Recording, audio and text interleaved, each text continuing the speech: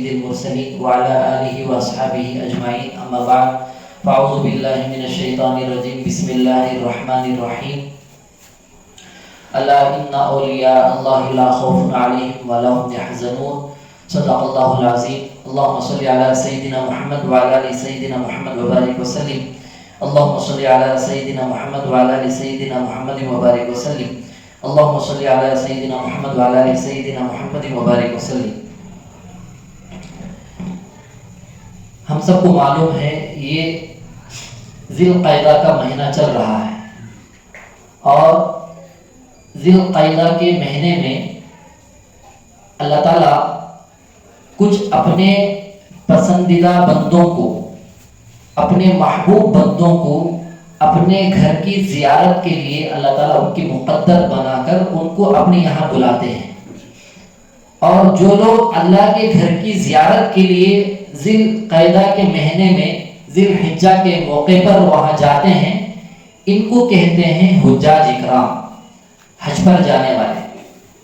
کیونکہ اسلام کی بنیاد 5 چیزوں پر ہے، ان میں سے حج بھی موجود ہے. اور جن لوگوں پر حج واجب فرض ہو جاتا ہے ایسے لوگوں کو حج کرنا ضروری ہے. واجبات فرائض اگر ہمیں دنیا میں ادا کر کے نہیں جائیں گے دنیا سے تو اس کی بڑی سخت پکڑ ہو سکتی ہے. یہ حقوق اللہ میں سے ہے. بہرحال قرآن مجید کی جو آیت پڑھی گئی ایک تو نہ حجاج اکرام کے بارے میں ہے نہ قربانی دینے والے حضرات کے بارے میں ہے، لیکن یہ ذی القعدہ ذی الحجہ کا مہینہ شروع بھی ہونے والا ہے تو اس کے متعلق 1-2 حدیثیں تاکہ برکتن پڑھ کر ان کی فضیلت کو ہم سن کر اپنے دلوں کے اندر یہ ارادہ کریں کہ اللہ تعالیٰ ہم سب کو بھی بار بار اپنے گھر کی زیارت نصیب فرمائے. اللہ جس کو بلانا چاہتا ہے اس کو کوئی نہیں روک سکتا ہے. اور جیسا کہ حضرت سید اظہر کریم صاحب دامت برکاتہ حضرت کی عمر بڑی ہے، 65 سال سے غالباً بڑی ہے، لیکن حکومت کا قانون یہ بنا ہے کہ 65-60 سال کے بعد غالباً وہ حج پر نہیں جا سکتے ہیں. قانون بنا ہے لیکن حضرت اس وقت میں حج کے سفر پر ہے. یہ کیسے؟ ہمارے استادوں میں اساتذہ میں سے ایک استاد نے کہا خانہ کعبۃ اللہ جو طواف جو وہاں پر نظام جو چلتا ہے اللہ اپنے پسندیدہ اولیاء اللہ کو جیسا بھی ہو ان کو حج کے موسم میں ان کو وہاں بلا لیتے ہیں اور ان کی توجہ اور نگرانی میں وہاں کا نظام اللہ تعالیٰ چلاتے ہیں. ایک مرتبہ سبق میں حضرت مولانا مبارک صاحب دامت برکاتہ ہمارے ایک ساتھی کرمول ڈسٹرکٹ کے قریب ڈاؤن گاؤں ہے، وہاں کے ہمارے ساتھی تھے. انہوں پکے تبلیغی ساتھی ہیں، مدرسے میں بھی انہوں تبلیغ کے ذریعے سے آئے فضیلتوں کو سن کر. اجتماع ہو رہا تھا بشارت کا، تو اس وقت میں مدرسے کی طرف سے چند طلباء کو جانے کی اجازت تھی، چند طلباء کو اسباق مکمل کرنے کی ذمہ داری تھی. تو چند اساتذہ کو ذمہ داری گئی تھی، چند اساتذہ کو مدرسے کی ذمہ داری دی گئی تھی. تو حضرت مبارک صاحب دامت برکاتہ سبق پڑھا لے کر بیٹھے تھے تو ہمارے ساتھی جو ہے اچانک حضرت سے فرمایا حضرت اتنا بڑا اجتماع چل رہا ہے آپ کیوں نہیں جاتے؟ سوال کر لیے. جیسے ہی سوال کرے حضرت وجدی کیفیت میں آ کر فرمایا یاد رکھو وہاں پر ہمارا جانا ضروری نہیں ہے لیکن اللہ ہمارے کو جہاں رکھتا ہے وہاں رہتے ہوئے وہاں پر توجہ رکھنا ہماری ذمہ داری ہے. اگر کچھ بندے ہیں ان کی نگرانی توجہ ان جگہوں پر نہ ہوگی تو وہاں شیطان آپس میں ایسا لڑائے گا کہ خون بہنے لگ جائے گا، کئی گردنیں مار دی جائیں. تو اس سے پتا چلتا ہے کہ حج کے موسم میں بھی کئی بزرگوں سے ہم نے سنا ہے اللہ ایسے اولیاء اللہ کو وقتاً فوقتاً عمرے پر حج پر ایسا بلاتے ہیں ان کے سامنے حکومت کے قانون کچھ بھی کام نہیں آتے ہیں. تو بہرحال حاجی کی فضیلت حج پر جانے والے کی حدیث میں آیا ہے. حضرت ابو ہریرہ رضی اللہ عنہ کی روایت ہے، فرماتے ہیں رسول اللہ صلی اللہ علیہ وسلم نے فرمایا حج و عمرے پر جانے والے اللہ تعالیٰ کے خصوصی مہمان ہیں, خصوصی مہمان ہیں. یہ لوگ اللہ تعالیٰ سے دعا کریں تو اللہ تعالیٰ قبول فرماتا ہے اور مغفرت طلب کریں تو بخش دیتا ہے. اب یہ فضیلت اگر ہمارے کو معلوم ہے, ہمارے محلے میں, ہمارے گاؤں کے اندر اگر کوئی حج کے مبارک سفر پر جاتے ہیں, اگر اللہ سکت رکھا ہے تو ان کا ملاقات کا موقع ہے تو ملاقات کر کے دعا کی درخواست کر دینا, یہ بہت اچھی عادت بھی ہے اور اچھی چیز بھی ہے. کیوں؟ یہ اللہ کے مہمان ہیں, حدیث میں آیا ہے. اور حدیث کس کی بات ہے؟ نبی صلی اللہ علیہ وسلم کی. نبی کی جو گفتگو ہے سورہ نجم میں اللہ تعالیٰ فرماتے ہیں ان ہوا الا وحی یوحا, جو نبی کی زبان سے جو کچھ نکلتا ہے وہ اپنے رب کائنات کی طرف سے وحی ہوتا ہے.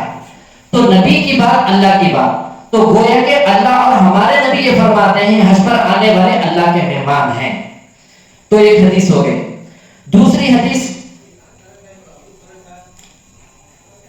یہ حدیث بھی جو ہے حضرت ابو ہریرہ رضی اللہ عنہ کی ہے. فرماتے ہیں میں نے رسول اکرم صلی اللہ علیہ وسلم کو یہ فرماتے ہوئے سنا کہ جس نے اللہ کی رضا کے لیے حج کیا اور حج میں کوئی فحش اور بیہودہ بات نہیں کی اور نہ ہی اللہ تعالیٰ کی نافرمانی کی تو وہ گناہوں سے پاک اس طرح لوٹتا ہے جیسے اس کی ماں نے اسے آج ہی جنم دیا ہو.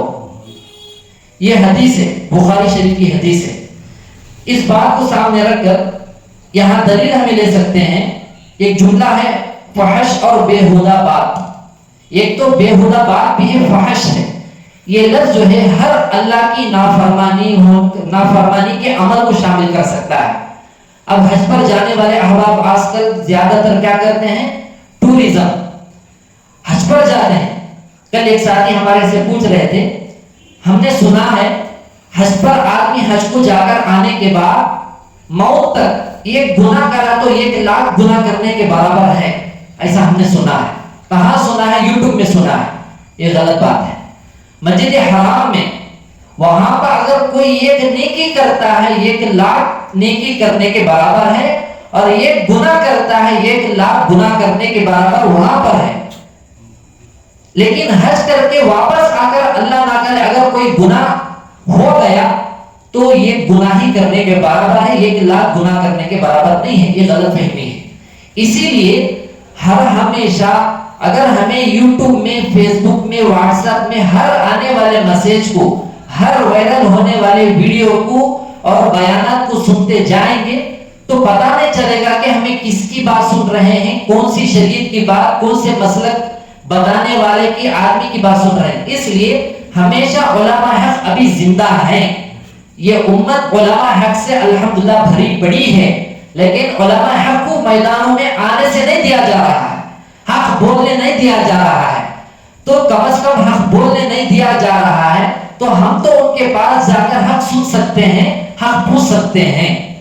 تو اس لیے یہ بات غلط فہمی میں ہے کسی کے بیان میں سن کر کہ اگر کوئی حاجی جو ہے حج پر جا کر آتا ہے 1,00,000 گناہ کر لیا ہے, یہ گناہ کر لیا 1,00,000 گناہ کے برابر یہ نہیں ہو سکتا ہے. ہاں, کسی اللہ والے سے پوچھا گیا حضرت مفتی شفیع عثمانی صاحب رحمۃ اللہ علیہ سے, حج پر جانے کے بعد کس کا حج قبول ہوا یہ کیسے معلوم ہو سکتا ہے؟ بہت پیارا سوال ہے اور بہت بہترین سوال ہے. حج پر جا کر آ گئے, یہ حاجی صاحب کا حج قبول ہوا ہے نہیں ہوا ہے کیسے معلوم ہوگا؟ حضرت نے ایسی پیاری ان کے سوال پر جواب کی تحریر فرمائی. حضرت نے فرمایا جو شخص حج پر جا کر واپس آنے کے بعد اس کی زندگی بدل گئی, سمجھو اس کا حج قبول ہو گیا. اگر اس کی زندگی جیسی پہلے تھی ویسی رہی تو اس کے حج کے قبول نہ ہونے کی علامت ہے. اگر اس کی زندگی بدل گئی, نمازی نہیں تھا نمازی ہو گیا, سودی تھا سود سے پاک صاف ہو گیا, داڑھی نہیں تھی داڑھی چھوڑ لیا, کرتا پیجامہ نہیں تھا کرتا پیجامہ آ گیا, ٹوپی نہیں تھی ٹوپی آ گئی, سچ نہیں تھا سچ آ گیا, یہ تمام اس کی زندگی میں یہ چیزیں آ جانا گویا کہ اس کے حج کے قبول ہونے کی علامت ہے. اور آگے دوسری ایک حدیث آخری میں قربانی کے بارے میں بتا کر بات آگے بڑھانا ہے. حدیث سے حضرت عائشہ رضی اللہ تعالیٰ عنہ کے بارے میں فرماتے ہیں نبی اکرم صلی اللہ علیہ وسلم نے فرمایا قربانی کیا کرو اور اس کے ذریعے اپنے آپ کو پاک کیا کرو، اس لیے کہ جب مسلمان اپنے قربانی کا رخ ذبح کرتے وقت قبلے کی طرف کرتا ہے تو اس کا خون، گوبر اور اون یعنی چمڑا قیامت کے دن میزان میں نیکیوں کی شکل میں حاضر کیے جائیں گے۔ کتنی بڑی فضیلت ہے! یہ حدیث بھی جو ہے بڑی حدیث کی کتاب میں سے ثابت ہے۔ اس میں توجہ رکھنا یہ ہے، خون، گوبر، جس گوبر کی وجہ سے ہر آدمی پریشان ہوتا ہے، بدبو سے، انفیکشن سے، بیماریوں سے، لیکن یہ بھی بیکار ہونے والا نہیں ہے۔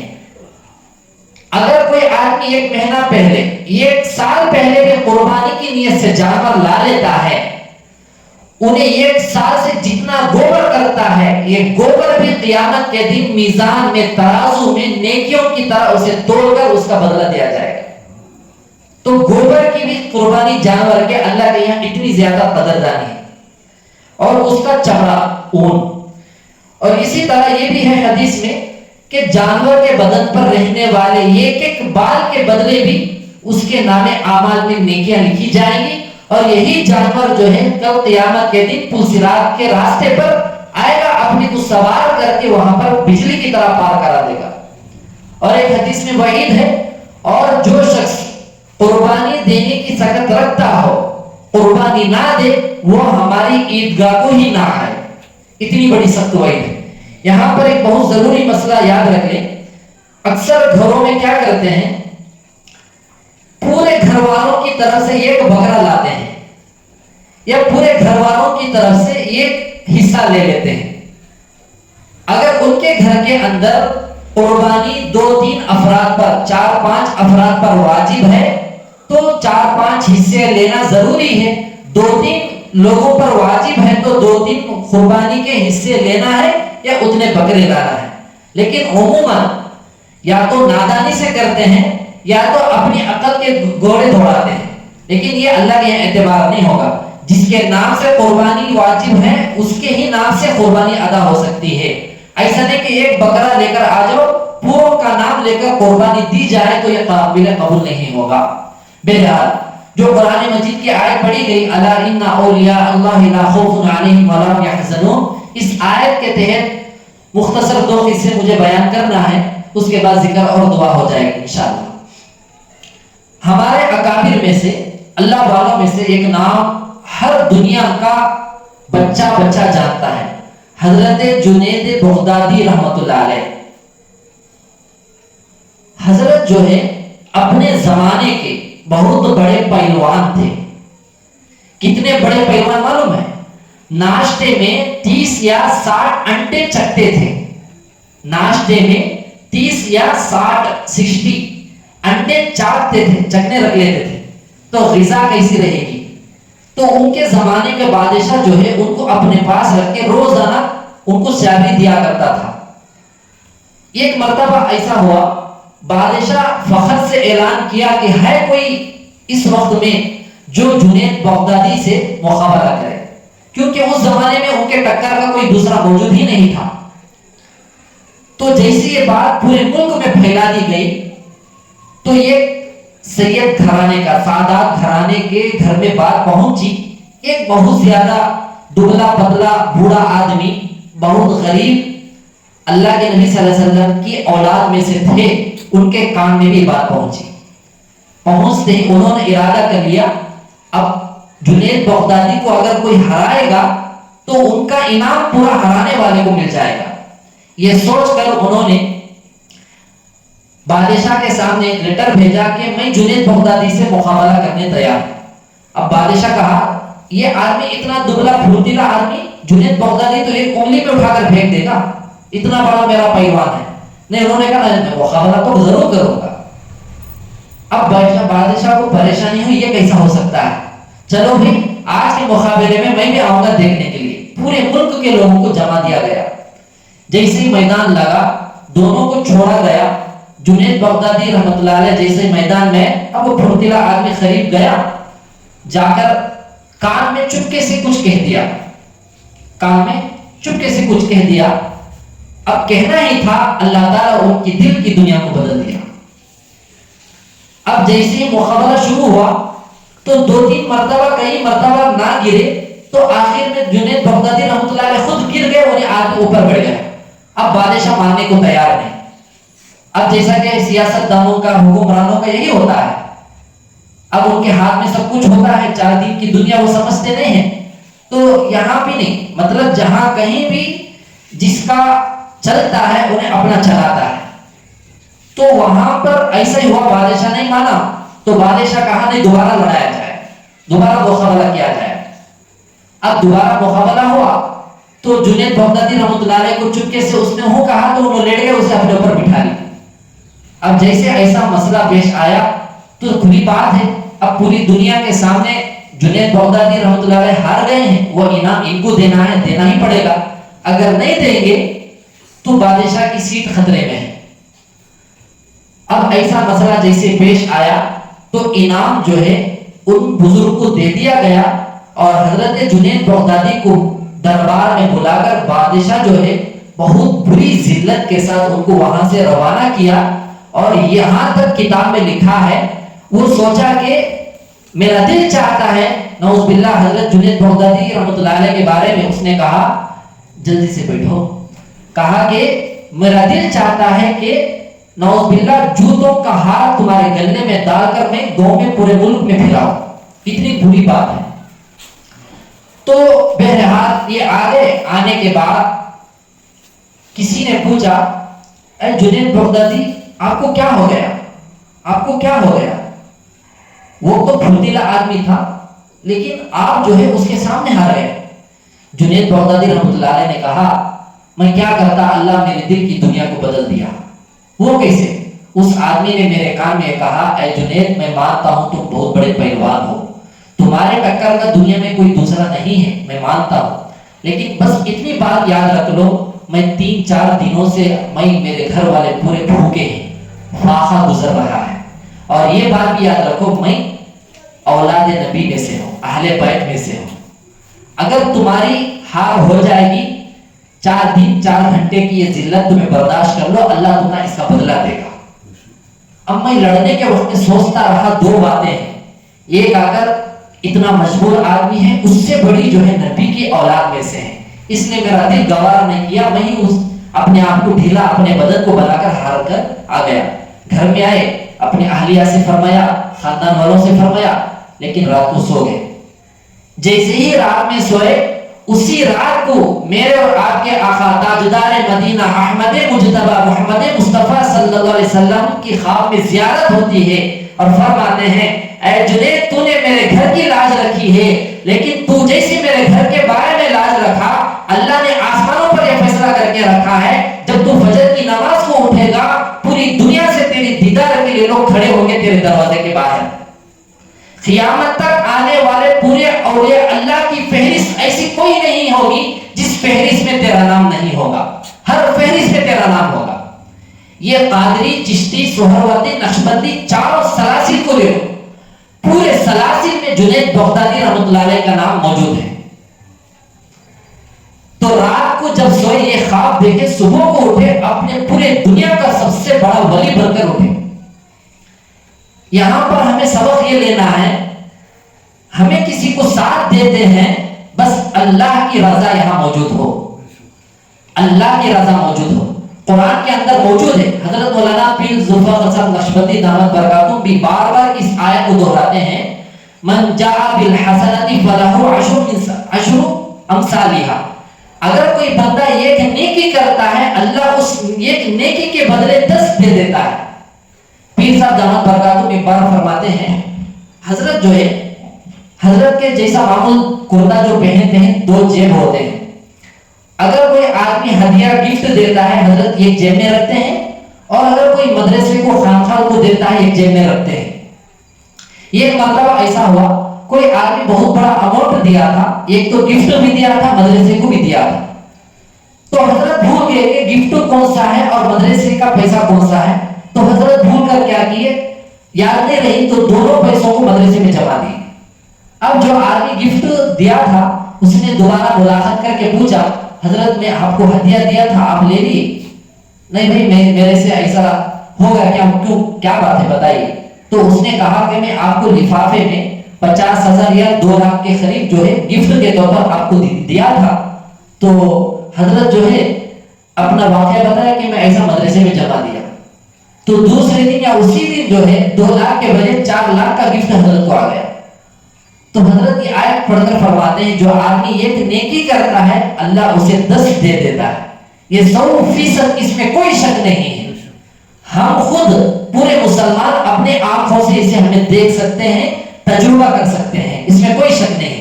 اب یہاں پر جنید بغدادی رحمۃ اللہ علیہ اپنے بادشاہ کی سلطنت کی تھوڑی سی ذلت جو برداشت کر لی, پوری دنیا ان کو آج جو ہے ان کے نام پر گردنیں کٹانے کے لیے تیار ہے.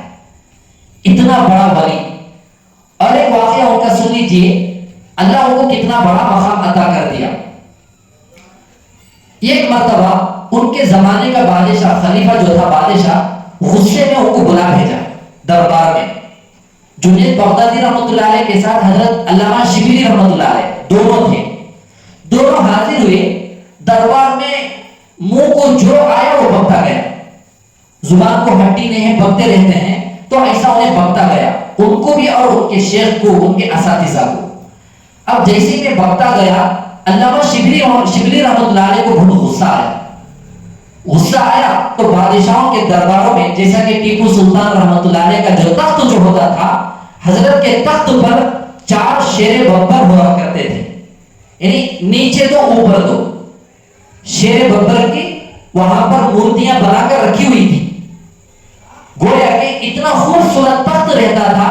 کتاب میں بات لکھی ہے حضرت کے سامنے حیات میں کہ حضرت جیسے تخت پر بیٹھتے تھے, ٹیپو سلطان رحمۃ اللہ علیہ بہت خوبصورت تھے, گندمی رنگ کے تھے. آپ صلی اللہ علیہ وسلم بھی گندمی رنگ کے تھے. حضرت ٹیپو سلطان رحمۃ اللہ علیہ حضرت حسین رضی اللہ عنہ سے بہت محبت کرتے تھے, حسین حسین سے. تو اسی لیے اکابر فرماتے ہیں اسی برکت سے اللہ تعالیٰ نے ان کی شہادت بھی ان سے ہی ملتی جلتی شہادت نصیب فرمائی.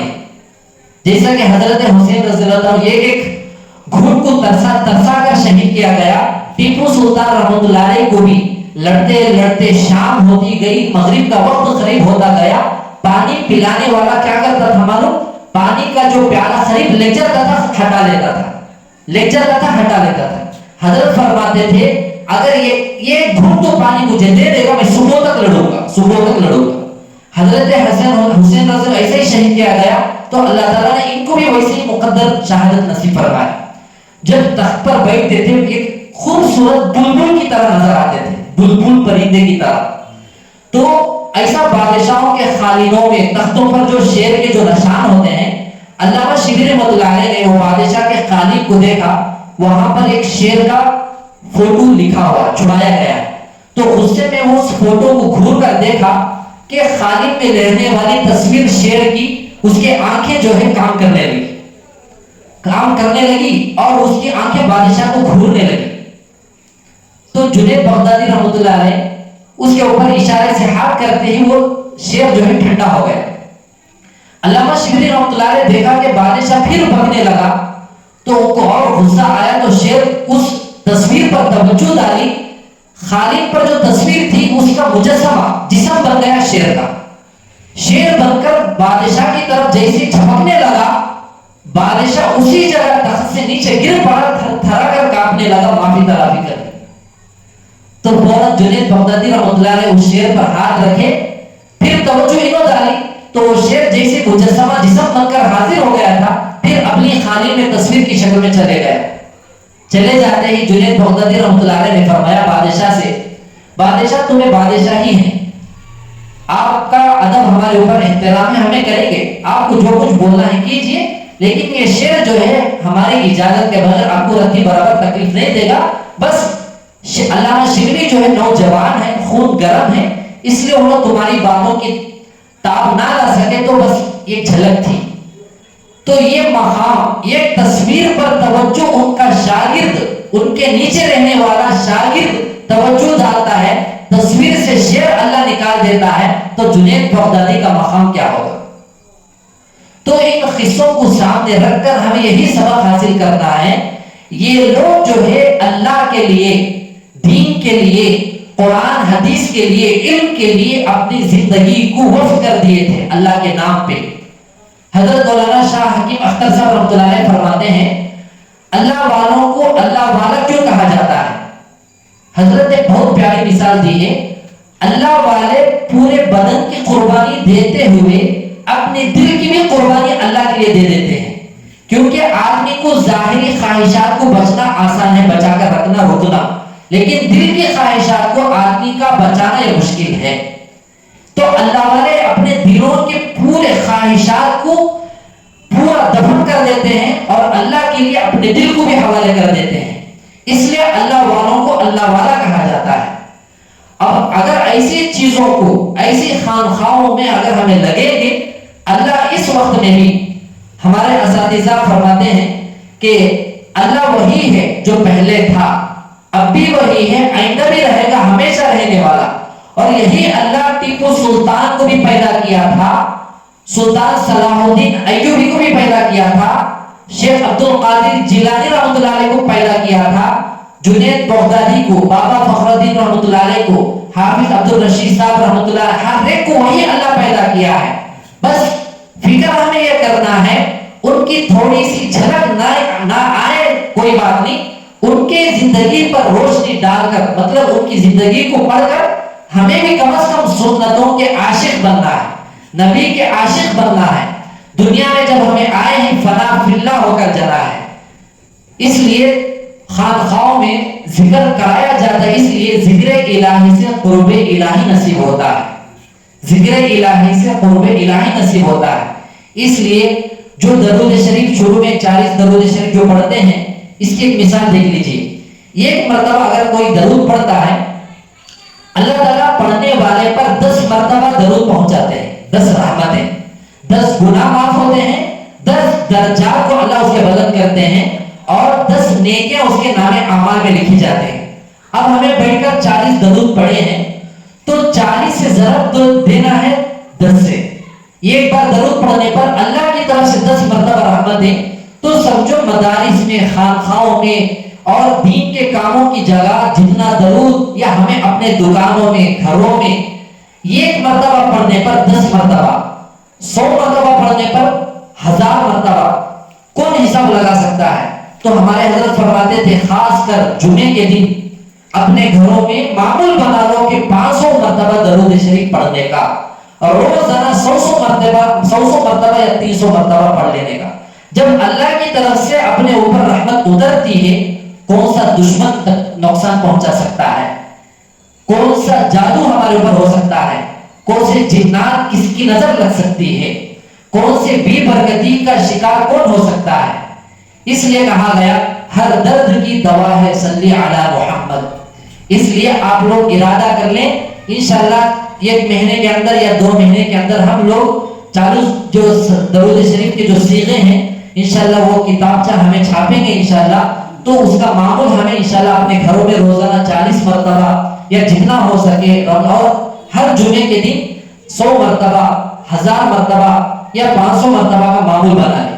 حدیث میں آیا ہے اگر کوئی شخص جمعے کے دن 1000 مرتبہ درود شریف پڑھتا ہے، اس کے مرنے سے پہلے انہیں اپنی ہی دنیا میں، جنت میں اس کا کون سا محل ہے، اس کا کیا ٹھکانہ ہے، اللہ اسے دنیا میں دکھا دیتا ہے جمعہ کے دن 1000 مرتبہ پڑھ لینے سے۔ اور کوئی جمعے کے دن 100 مرتبہ پڑھ لیتا ہے، اللہ اس کے 100 حاجتوں کو پوری فرماتے ہیں، 30 دنیا کی، 70 آخرت کی۔ آخرت کی چھوڑ دو، 70 اللہ دے گا، لیکن ہمیں پین پیپر لے کر لکھیں گے یہ ضرورت ہے، یہ ضرورت ہے، 10-15 ضرورتیں تو نہیں ہو سکتے ہیں، اللہ دنیا کی 30 ضرورتوں کو پوری کرتے ہیں۔ تو خانخواہوں میں، مدارس میں، مجالس میں، علماء کی بیانات میں ایسی چیزوں کو ہمیں لے کر جانا ہے۔ ہاں آخر میں یہ بات، اس کا اپنا تجربہ بھی ہے، حضرت سید اظہر کریم صاحب دامت برکاتہ اور حضرت مولانا ایاز خان صاحب دامت برکاتہ بھی فرماتے ہیں بار بار، جس کسی کے بھی بیان میں، مجلس میں بیٹھو، سب سے پہلے اپنے دل میں ان کی محبت کو بٹھا لو، ان کی محبت کو، ان کے بارے میں عقیدت کو دل صاف کر کے رہو، بیٹھو، فائز بھی حاصل ہوگا، برکت بھی نصیب ہوگی، ساری نعمتیں انشاءاللہ ضرور حاصل ہوگی۔ اس لیے یہی نیتوں سے ہمیں جڑ کر بھی رہنا ہے، عمل بھی کرتے رہنا ہے اور اپنی زندگی کا معمول بنا لینا ہے. دعا کریں کہ اللہ تعالیٰ جو بھی بات کہی گئی ہے سنی گئی ہے کہنے والے کو اور سننے والوں کو اللہ تعالیٰ عمل کی توفیق نصیب فرمائے. آمین. وآخر دعوانا الحمدللہ رب العالمین.